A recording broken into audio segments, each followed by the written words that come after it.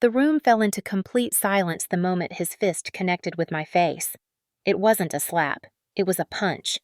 The kind of punch you throw at someone you no longer see as human. My vision blurred as I stumbled back, crashing into the corner of the polished oak table. I could taste blood. The wine glass I had been holding moments before shattered against the hardwood floor, forgotten like the dignity I had left. 12 people sat frozen around the dining table. 12 members of his family. His mother, his sister, his brother, their spouses, even the cousins. No one moved. No one gasped. No one helped. And that was what broke me. Not the pain in my cheek. Not the blood dripping from the corner of my mouth, but the stillness, the absence of shock, the quiet, complicit acceptance, as if this was just another Thursday night in the Whitmore household. I looked up at my husband Marcus, his chest heaving, his knuckles clenched, still raised in midair. His face was twisted in fury, but there was something else there. Triumph. Control. He was proud of what he had done, and that was when I heard the voice that shattered the silence more violently than the blow had. It came from the far end of the room, soft yet piercing, calm yet cold. A child's voice. My daughter's voice. Mommy. I turned toward Lily. My 10-year-old was standing by the sideboard with her tablet clutched to her chest. She had not cried out. She had not screamed. She had not run. She was standing tall, still, eyes locked on her father. Her face was pale, but her expression was something I had never seen before. Steel, determination, and fury. Not the chaotic kind of fury Marcus had. Hers was calculated, focused. She did not look at me. She kept her eyes on him. And then she said it. The words that cracked the foundation of that house wide open. You just made a huge mistake. Her voice was steady, clear. She didn't raise it. She didn't need to. Every person in that room turned to look at her. Marcus narrowed his eyes. What did you say? You just made a huge mistake. She repeated it like a judge handing down a sentence. Marcus took a step toward her. His voice dropped into a low growl. Lily, put that tablet down and go to your room. Now. No. She didn't move. Her fingers tightened around the device. You can't scare me anymore. Her voice didn't even waver. Marcus flinched. Just for a second. I saw it. A flash of confusion. A crack in his armor. What are you talking about? His voice rose. This is between me and your mother. Go. To your room. Lily tilted her head and blinked slowly. Grandpa is going to see this? The words landed like a slap across the room. His body jerked. What? What did you say? She raised the tablet. I've been recording for weeks. Every time you screamed at her, every time you threw something, every time you hurt her. I sent it all to Grandpa this morning. Marcus went pale. His mouth opened, but no sound came out. The table erupted, confused whispers, eyes darting from Marcus to Lily to me. My heart pounded, not from fear, from hope, the tiniest spark. Grandpa said to tell you that real men don't hit women, and that cowards who do always get caught. And then Lily smiled, not a child's smile, a warrior's, and I knew nothing would ever be the same again. Before the punch, before the silence, before the world flipped upside down in front of 12 pairs of indifferent eyes, there was a different kind of violence. The kind you can't film. The kind that creeps into your bones that makes you question if you're really alive or just performing the role of someone who used to be. My name is Hannah Whitmore. For the last 3 years, I've been Marcus's wife, and for 3 years, I disappeared. It didn't happen all at once. At first, it was subtle. He didn't like the way I spoke around his friends, so I stopped talking. He didn't like the clothes I wore, so I changed them. He said the women in his office were sleek and elegant, not sloppy and childish. I donated all my old dresses. He said he was embarrassed when I tried to joke with his clients, so I learned to stay quiet, to smile just enough but not too much. When we got married, Marcus said this house will be a fresh start. His family had gifted us the property, a huge colonial monstrosity that looked like something from a lifestyle magazine. Gleaming floors, pristine white molding rooms filled with silence and echoes. He made me quit my job before we moved in. "You don't need to work," he said. "Focus on being a good wife, a good mom. Let me take care of the hard stuff." At first it sounded sweet, noble, like he wanted to protect me. But protection became isolation. I lost contact with most of my friends within 6 months. At first, they invited me to things. I always said no. Eventually, they stopped asking. I was always too tired or too busy with Lily or too afraid of what Marcus would say if I came home smelling like laughter and wine. Lily was the only bright spot. Our daughter. Our miracle. 10 years old with eyes too old for her age and a heart that still believed in kindness even when it wasn't returned. Marcus was never affectionate with her, not really. He didn't hit her, not ever, but he treated her like an accessory, a prop in his perfect family image. He spoke to her in commands, not conversations. "Sit up straight. Don't interrupt. Stop being dramatic." But Lily watched everything. She watched me flinch when Marcus raised his voice. She watched me fold in on myself when he criticized dinner. She noticed the way I covered bruises with long sleeves, the way I paused before answering simple questions. "Mom, why are your hands shaking?" she asked once when I was pouring tea. "Just tired, baby. Are you scared of Daddy?" "No, honey. He's just stressed. He works hard." I became very good at lying. I told myself it was for Lily's sake, that if I kept things calm, if I stayed quiet, I could protect her from the worst of it. But children are not blind. They feel the tension in their bones. They hear the fights through walls. They see the shadows under their mother's eyes. Marcus had rules, invisible ones. They changed daily. One day, I could forget to defrost the chicken and it would be fine. The next day, that same mistake meant 3 days of silence and a smashed coffee mug. One time, I misplaced his keys, and he locked me in the bedroom for 2 hours while he went through my phone to teach me a lesson. Another time, I let Lily choose what movie we watched on Friday night, and he accused me of undermining his authority. He didn't hit me often. That's what I told myself. It wasn't daily. It wasn't regular. That made it okay, right? The first time was after a company dinner. I had laughed too loud, made a joke he didn't like. When we got home, he shoved me into the wall so hard I saw stars. "You embarrassed me," he hissed. "You made me look weak." I apologized, and then I cleaned the scuff mark from the drywall so he wouldn't have to look at it. The worst part wasn't the violence. It was the way he made me believe I deserved it, the way he twisted my reality until I began to think maybe I was difficult. Maybe I wasn't trying hard enough. Maybe if I could just be more organized, more quiet, more beautiful, less me. He told me I was lucky he stayed, that no other man would put up with someone like me. He said I was stupid, forgetful, clumsy, a burden. And the cruelest thing was, I believed him. He would hurt me, then hold me, insult me, then praise me. It was a dance, a cycle, a trap. Lily saw more than I realized. She began to ask questions with too much weight for a 10-year-old. If someone hurts you but says they love you, does that mean they really do? If you cry alone, does that mean no one cares? One night, I found a drawing in her notebook.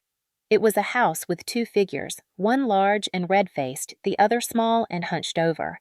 The small one had a blue heart cracked down the center. The caption said, "Sometimes silence is louder than yelling." I cried in the laundry room that night, quietly so she wouldn't hear. I didn't know how much longer I could survive like this. I didn't know how to leave, and even if I did, where would I go? The house was in Marcus's name. I had no job, no money, no support system. I was stuck. But Lily, she wasn't. She was watching, learning, planning, and I didn't know it yet, but the person I thought I was protecting was already preparing to save me. It started with the notebook. At first, I thought Lily was just doodling. She always loved drawing filling pages with cartoonish animals and colorful skies. But then I noticed the shift. The animals disappeared. The skies turned gray. And the figures in her sketch's angular, distorted tints began to resemble people I knew too well. One looked like Marcus. His arms always raised, his face red with rage. Another looked like me, Always smaller eyes cast down, mouth drawn shut. I tried not to read too much into it. Children draw what they feel. I told myself she was just expressing general emotions, school stress, growing pains. But then I found a sketch of her holding up a shield shaped like an iPad. On the other side of the image was a dark figure towering over a hunched form. I stared at the image for a long time. When I confronted her gently that night asking what she was drawing, she looked up from her bed eyes calm and too mature. Just ideas for a project, she said. For school, I asked. Something like that. A week later, she asked if she could borrow my old phone. She said hers was running out of storage space. I hesitated, then handed it over. I didn't realize she had repurposed it into a backup recorder. It wasn't until months later that I understood. Lily had been building a case, quietly, strategically, with the precision of someone who had made a decision long before anyone else realized action was necessary. It began when she came home from school one day holding a flyer, a community class on digital literacy sponsored by the public library. "Can I go, Mom? It's about video editing and data storage." She was 10. I blinked. "That's pretty advanced." "I like learning things," she said. I looked into her eyes and saw a determination that unsettled me, but I said yes. I thought maybe it would distract her from everything at home, but that wasn't her goal. That night, while I was icing my shoulder after Marcus had yanked me too hard for forgetting to iron his shirt, Lily stood in the doorway, her tablet clutched against her chest. "Mom," she said, her voice small but unwavering. "I need to tell you something." I straightened, trying to hide the pain on my face. "What is it, baby?" She walked in, sat beside me on the bed, and held up the tablet. "I've been recording Dad." I froze. "What?" "The yelling. The things he throws. The names he calls you. I've got it all. On video. Audio, too." I reached out, panic rising. "Lily, no, that's not safe. If he finds out, he won't. I'm careful. I use cloud storage. I have passwords, backups. I learned from the class. Mrs. Jones from the library said knowledge is protection." "Sweetheart, you don't understand. This isn't a game. If Marcus finds those recordings, then he'll prove everything I've been documenting," she said simply. "I'm not doing this for revenge. I'm doing this to protect you." My throat tightened. I looked at my daughter and realized she had already made peace with the risk. She had calculated the consequences, and she had still chosen to act. "Why?" I whispered. "Because you're worth protecting," she said. "Because I'm tired of pretending we're fine. Because I don't want to become someone who thinks pain is normal." I couldn't hold back the tears. She didn't cry. She just sat beside me and placed the tablet in my lap. I opened the folder. It was labeled Project Evidence. Inside were clips, videos of Marcus screaming, pacing, throwing objects, audio files of whispered threats, screenshots of bruises. One file showed me crying in the kitchen, whispering apologies to no one. Another caught the tail end of a tirade where Marcus called me a worthless burden. Each file was dated, time-stamped, cataloged. This wasn't a child's random collection. It was an archive, a case file. "What are you planning to do with all this?" I asked. Lily's voice didn't waver. "I already sent some to Grandpa." My heart stopped. "Lily, he needed to know. You always say he'd do anything for us, so now he will." "What did he say?" "He said justice needs truth, and that truth needs proof." I stared at her. "You're 10, and you're hurting." She placed a hand on mine. "Grandpa said to tell you he's watching, and that he's preparing." I wanted to scream, to shut it down, to delete everything and go back to pretending. But I couldn't. I had already failed to protect her, and now she was protecting me. Over the next few weeks, Lily refined her approach. She changed the tablet's wallpaper to something childish to disguise the contents. She saved the recordings under folders named math homework and spelling practice. She recorded only when necessary, storing the most damning clips in multiple backups, her school email, Grandpa's inbox, even a secure folder on a library server she accessed during her digital class. I tried to stop her once. She looked at me and said, "Mom, someone has to stop him." "You can't." "I can." And I realized that every time I stayed silent, I was giving Marcus permission. Every time I pretended I was validating him. But Lily had broken that pattern. She had drawn a line, and she was ready to defend it. One night I walked into her room and saw her staring at the ceiling. What if he finds out I asked? She didn't open her eyes. Then I'll tell him the truth. And what's that? That I'm not afraid of him anymore. I sat beside her and touched her hair. You shouldn't have to be brave. But I am. And I will be. Until you're free too. And for the first time in years, I felt something flicker inside me. Not fear, not shame, but something older, stronger, the beginnings of hope. The invitation had arrived 2 weeks earlier, printed on thick cream cardstock with gold embossed letters. A birthday dinner for Marcus's mother hosted at our home. He hadn't asked me if I was available. He had simply handed me the card and said, "Make sure the house is spotless. We're doing it here. No discussion, no choice. Like everything else in my life." I spent the days leading up to the event scrubbing every surface, ironing table linens, polishing silverware. Lily tried to help, but Marcus barked at her to go study. "You're not the help," he said with a smile that didn't reach his eyes. "That's your mother's role." The day of the party, I woke up at 5. By noon, the roast was marinating, the wine was chilled, and the dining room gleamed like something out of a showroom. I hadn't sat down once. My feet ached, my back throbbed, and my head buzzed with the pressure of making everything perfect. Because I knew what would happen if I failed. At 4:30, Marcus walked in from his home office, glanced around, and scowled. "You didn't steam the curtains," he said. I was too busy prepping the food. I replied, my voice careful. He stepped closer, eyes narrowing. "Excuses are not the same as results." "Hannah," I nodded. "I'll take care of it." Lily appeared in the doorway, clutching a book. "Can I read in the kitchen while you cook?" "No," Marcus said without looking at her. "Go to your room. Guests will be here soon." "I already finished my homework," she said. "I just want to keep Mom company." He turned his smile tight. "I said no." "Marcus," I said softly. "She just wants to help." "Don't undermine me," he snapped. "Not today." Lily didn't argue. She walked upstairs, but her eyes locked with mine, and I saw the silent promise behind them. I'm still watching, still ready. The doorbell rang at exactly 6. Marcus transformed instantly. His spine straightened, his face softened, his voice took on that smooth, charming lilt he used in public. "Showtime," he whispered. I opened the door to Jasmine, his mother, who swept in wearing pearls and perfume so thick it made my eyes water. She looked around the foyer and frowned. "You changed the light fixture," she said. "It's very modern." "We like it," I replied, forcing a smile. She said. "It's bold." One by one, the others arrived. Florence and her husband with their twin boys. Kevin and his wife, Melissa, a cousin from the city I barely knew. The house filled with voices, laughter, and undercurrents of judgment. Jasmine inspected the dining room with a critical eye. "The tablecloth has a wrinkle, dear. You might want to fix that before the photos."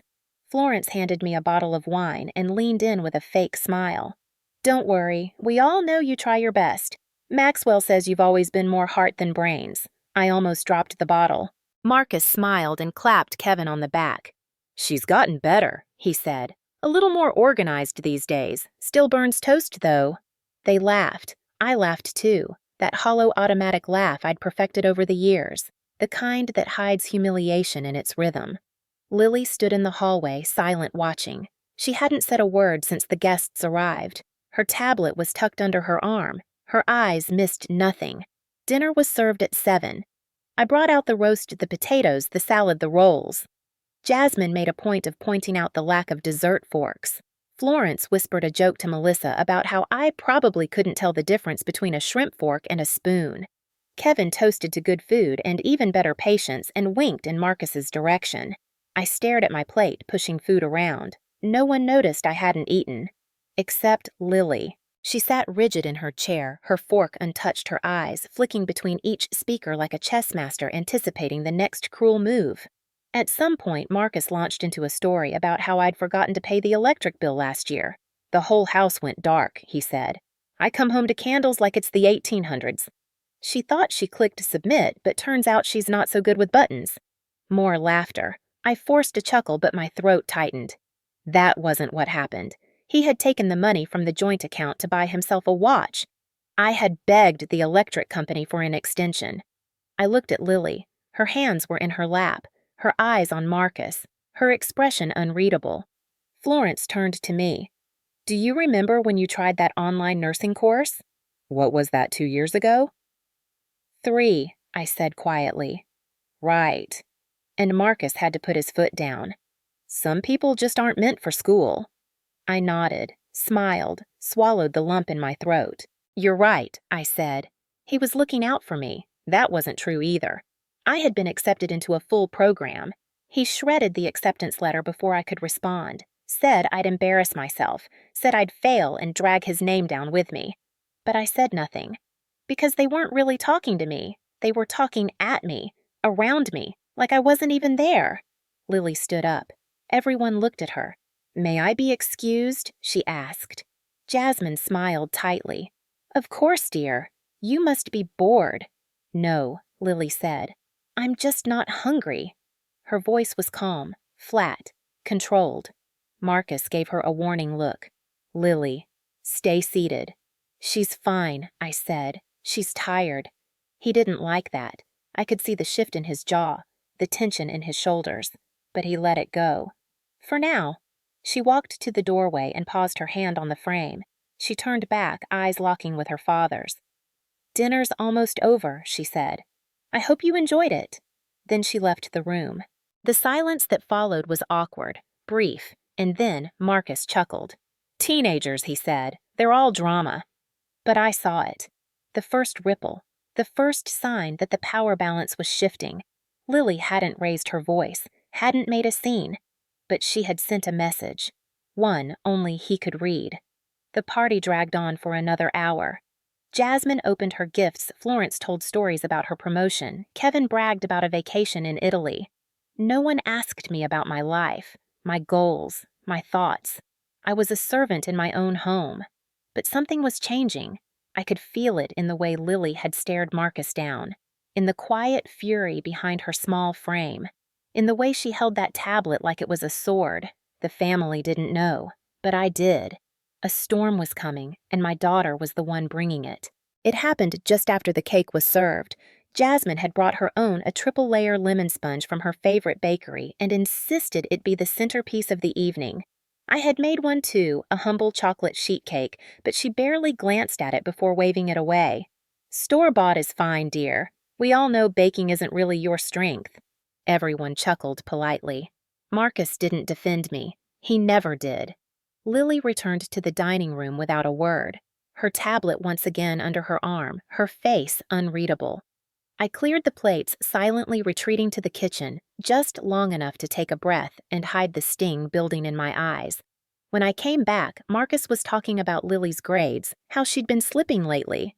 It wasn't true. She had straight A's. We're considering stricter discipline, he said loudly.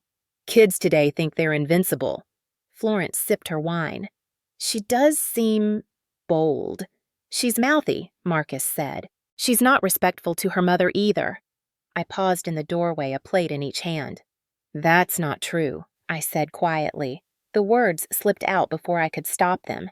Marcus turned his head slowly, the corners of his mouth twitching. Excuse me, Lily is respectful. She's thoughtful. She's just not afraid to speak the truth. The room went quiet. Jasmine stiffened in her seat. Kevin raised his eyebrows. I put the plates down on the sideboard. Maybe I continued, voice trembling, but growing, maybe the problem isn't Lily. Marcus rose from his chair. The shift in the room was instant. The energy changed. Every eye locked onto him. Onto me. My breath caught in my throat. You want to correct me? He asked, his voice low, sharp. In front of my family, I just think. You just think, he interrupted, taking a step closer. No. You don't think. You serve. You clean. You nod. You don't challenge me in front of people who matter. I took a step back. I matter, I whispered. Lily matters. And that's when he did it, in front of everyone. with his family seated around the table, the candles still burning, the cake untouched. Marcus raised his hand and punched me. Not a slap. A punch. Right across the jaw. My head snapped sideways. I stumbled into the buffet table. Glassware shattered. The cake toppled. My ears rang. I tasted blood. The room was dead silent. No one moved. No one stood. No one screamed. Jasmine's eyes widened slightly, but she said nothing. Florence's lips pressed into a thin line. Kevin stared at his hands.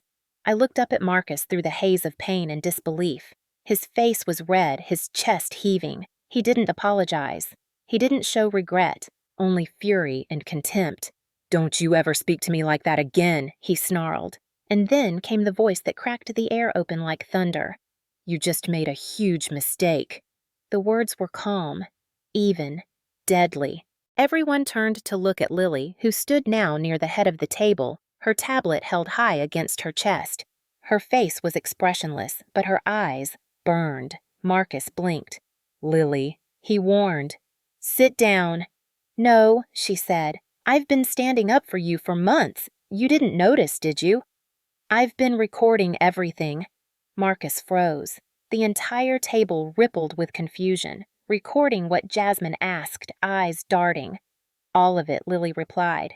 "Every insult, every threat, every time you made her cry. I have videos, audio, pictures. I've got it all." "You're lying," Marcus hissed. "You're just a child." "No," Lily said, lifting the tablet. "I'm the only one in this room who's been telling the truth, and I sent it all to Grandpa this morning." Gasps erupted around the room. Kevin dropped his fork. Florence stood halfway, then sat again. Marcus turned gray. "What did you do?" he whispered. "I told the truth," Lily said.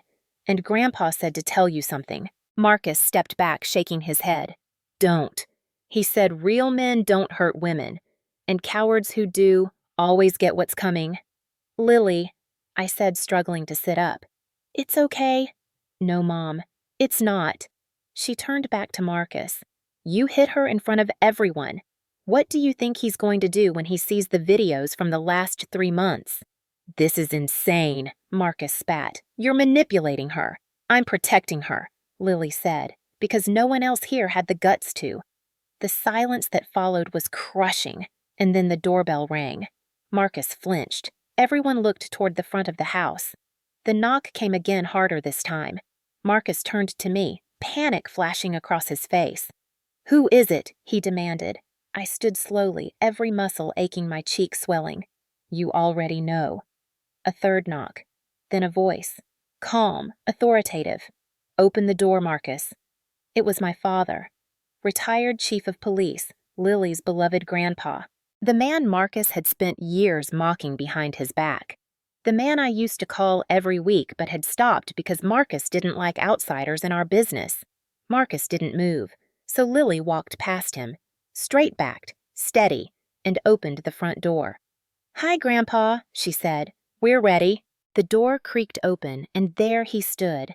My father, tall and composed, in a charcoal gray jacket that did nothing to hide the authority in his posture. His presence filled the hallway before a single word was spoken. Behind him were 2 uniformed officers from the local precinct, both of whom had worked under him years ago, and both now staring past Lily straight into the dining room where Marcus stood frozen beside the wrecked cake. My father stepped inside. His eyes swept the scene, taking in the shattered glass, the overturned chair, the bruise already rising on my face. And without raising his voice, he said, "Marcus Wilson, you're under arrest for assault and battery." "What?" Marcus stammered, stepping back. No. This is a family misunderstanding. You can't do this. You're her father. This is insane." The officers stepped forward, one pulling out a pair of handcuffs while the other read him his rights. Marcus backed into the buffet, knocking over a vase.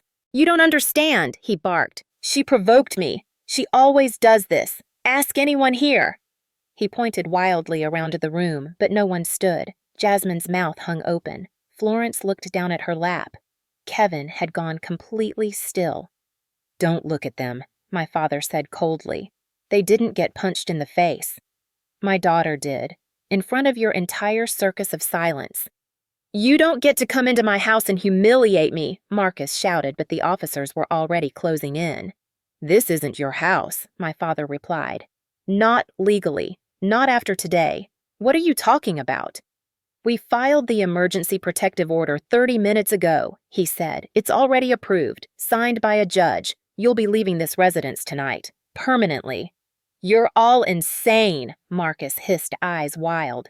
She brainwashed the kid. You think a 10-year-old can organize something like this? No, Lily said quietly from behind him. A 10-year-old shouldn't have to. But I did. The room was so silent you could hear the officer clicking open the cuffs. Don't touch me, Marcus snapped. You're ruining my life. You ruined your life, my father said. When you chose control over compassion, when you chose fists over facts, and when you underestimated both of them. You're not taking me without a fight, Marcus growled. Try, the younger officer said calmly, stepping forward with steady hands. We've got backup ready to come in. And that's when Marcus's bravado cracked. He looked around the room again, but no one would meet his eyes.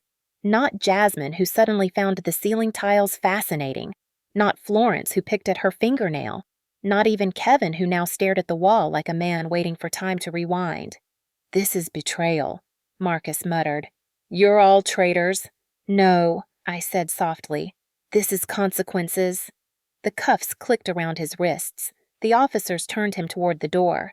But before they could lead him out, Lily stepped forward. She didn't cry. She didn't scream. She looked him dead in the eyes and said, I recorded you not because I hated you, but because I wanted you to stop.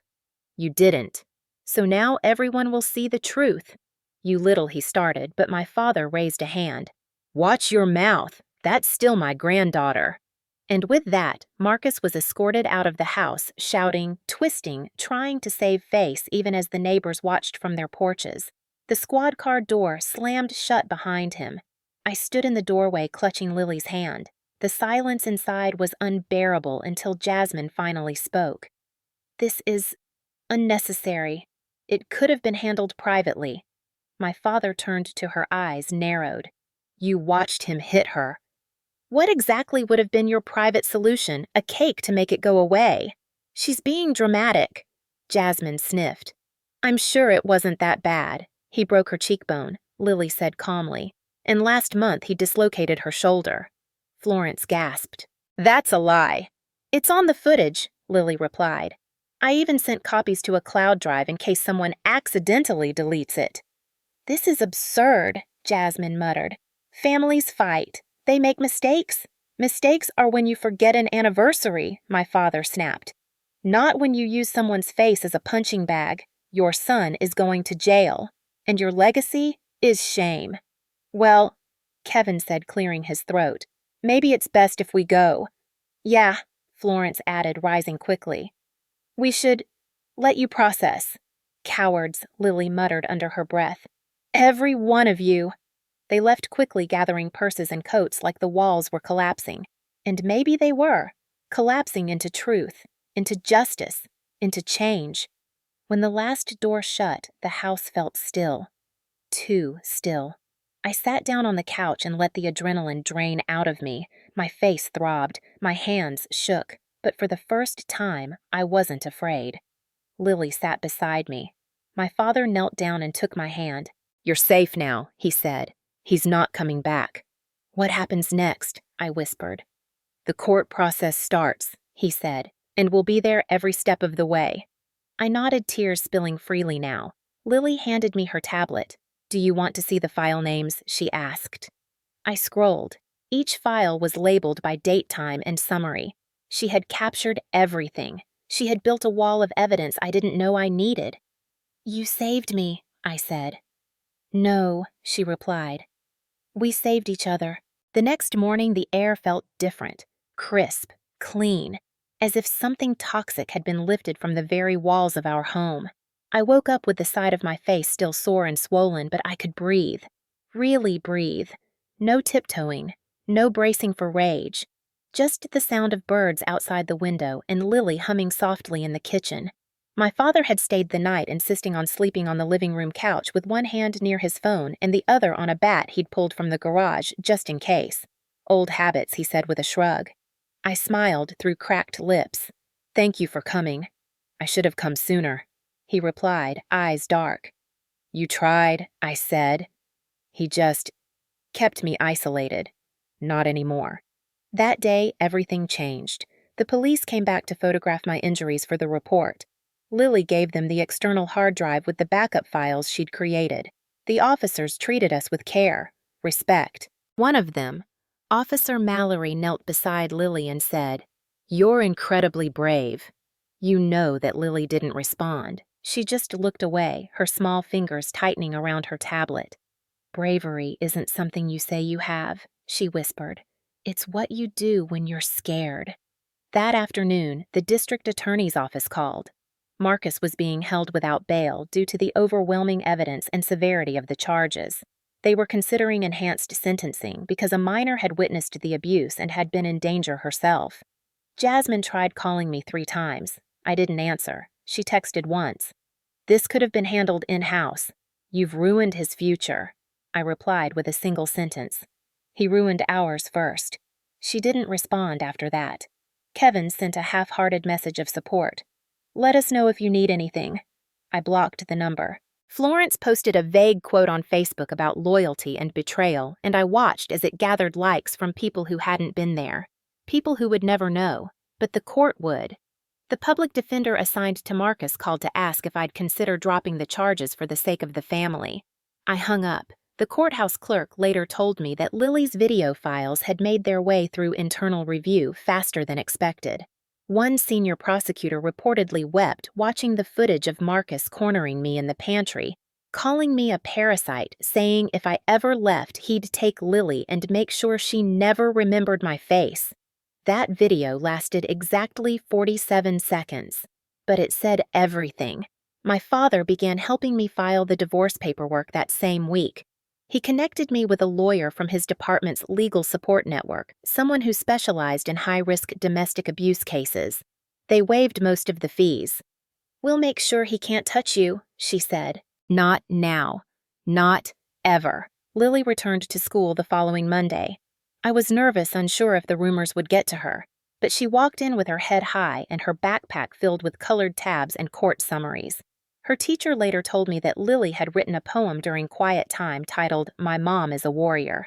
I never saw the poem. She kept it folded in her notebook, but the teacher cried when she read it to the staff. At night, I couldn't sleep. I replayed the punch, the silence, the weight of years spent shrinking myself, but I also replayed Lily's voice, her strength, the look on Marcus's face when she said, Grandpa said real men don't hit women. And I started to believe her. Maybe I was a warrior too. The house grew quiet in a different way. Not fearful silence, but peaceful calm. We played music again. We danced in the kitchen. We hung my acceptance letter to the nursing program on the fridge. Yes, I'd requested a new one, and this time I sent in my enrollment form. I'd start in the fall.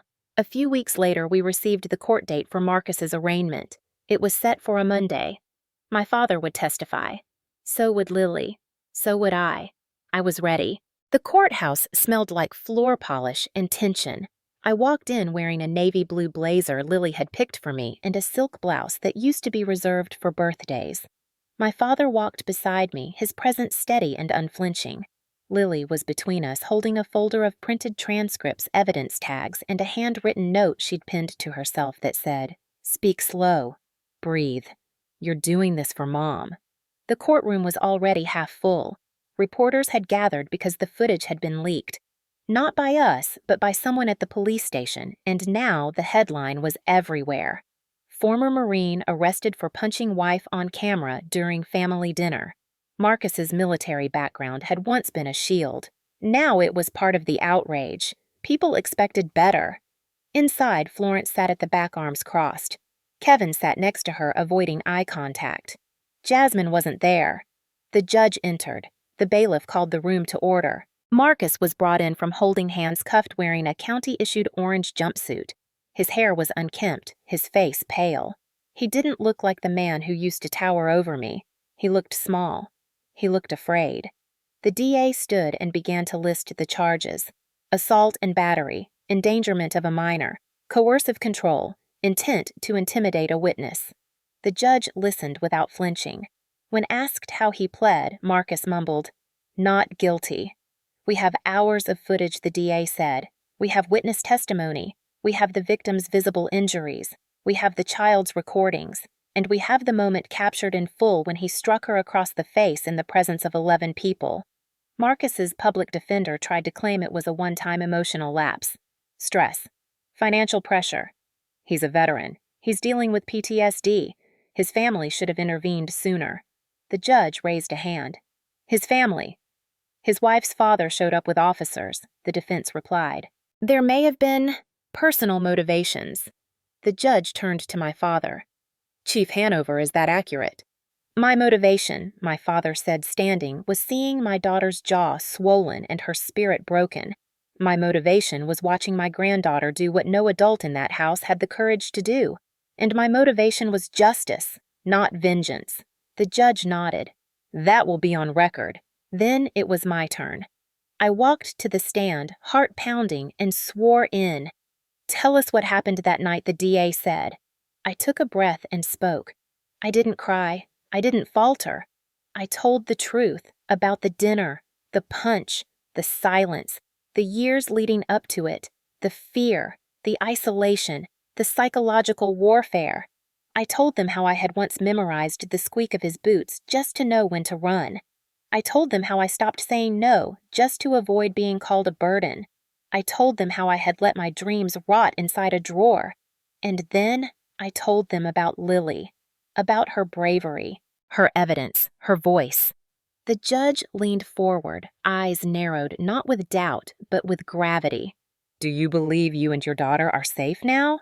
"Yes," I said, "because we are no longer silent." Lily testified next. She stood in front of the court with her notes clutched in her hands, her voice shaky at first, but she gained strength with each sentence. "I love my dad," she said, "but I love my mom more, and I knew if I didn't say something she might disappear, not all at once, but little pieces at a time, and I couldn't let that happen, not anymore." The courtroom was silent. Even Marcus's lawyer didn't interrupt. The judge thanked her, and then ruled. Marcus would be remanded into custody until trial. No contact allowed, no visitation. The judge turned to him and said, "You are not a man who lost control once. You are a man who controlled others daily. That ends today." As the guards let him out, Marcus looked at me, not with anger, with defeat, with a realization that the control was gone, that he had been outwitted by a little girl with a tablet and a woman who finally stood up. As the doors closed behind him, Lily reached for my hand and whispered, "It's over." And I nodded. "Yes, baby, it's finally over." 2 months passed since the courtroom doors closed behind Marcus, and each morning since then felt like sunlight finally reaching a place that had been in shadow for far too long. Our house was quieter, yes, but not in the fearful, stifling way it used to be. It was peaceful now. I painted Lily's room the soft lavender she'd always wanted. We bought second-hand curtains, and she picked star-shaped glow-in-the-dark stickers for the ceiling. She slept through the night again. No more crying at 2 a.m., no more asking if the front door was locked. As for me, I stood straighter. I took deep breaths without guilt. I looked in the mirror and saw someone returning not a victim, but a woman reclaiming her life piece by piece.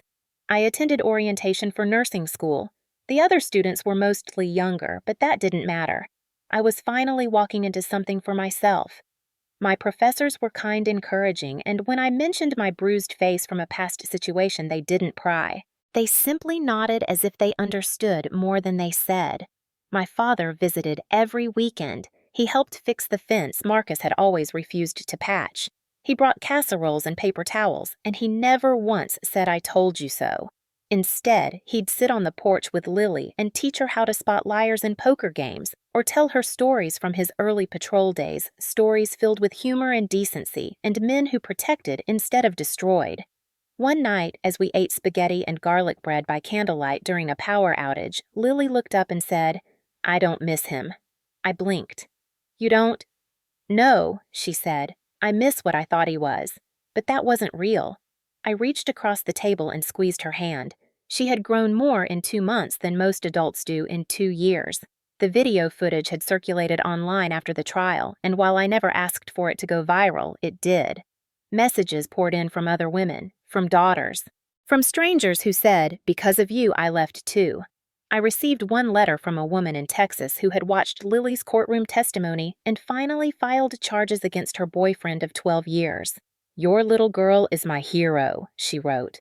She reminded me I'm not crazy. I'm just not alone. We printed that letter and framed it. It hangs in our hallway now next to Lily's school photo and my nursing acceptance letter. The divorce finalized quietly. I received full custody. Marcus was given a 10-year restraining order and mandatory psychological evaluation. He sent one letter through his attorney asking for closure. I didn't read it.